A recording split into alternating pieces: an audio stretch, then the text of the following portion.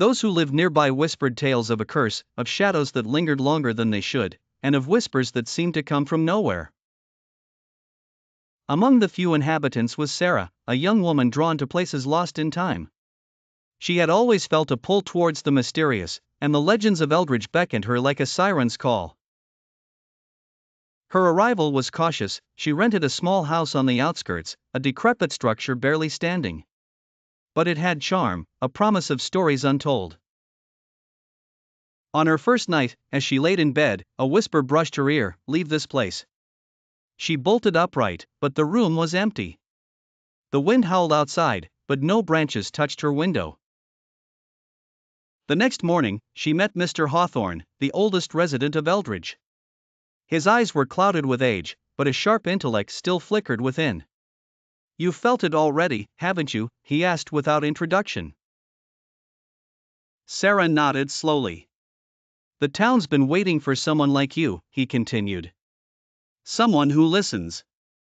Over the next few days, Sarah delved deeper into Eldridge's past. She roamed its streets, explored the silent shops, and spent hours in the dusty library. The old books told of a prosperous town cursed by a witch's dying breath. She had been wronged, and her spirit vowed vengeance, trapping the townsfolk's souls in a perpetual state of unrest. One evening, Sarah found an old journal hidden behind a loose brick in the library. It belonged to Eliza, the witch. The pages were filled with sorrow, regret, and a desperate plea for redemption. "Break the cycle," it read, "by understanding my pain."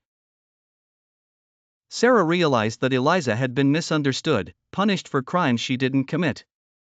That night, as fog enveloped the town, Sarah walked to the old oak tree where Eliza was said to have been executed. She spoke to the shadows, to the wind, recounting Eliza's story, apologizing for the unjust punishment. As the clock struck midnight, a cold breeze swept through Eldridge. The whispers faded, the shadows receded, and an eerie silence took over. Sarah felt a weight lift, as if the very air had breathed a sigh of relief. Eldridge was at peace. But as she turned to leave, she felt a cold hand on her shoulder and a whisper in her ear, "Thank you, but some secrets never die."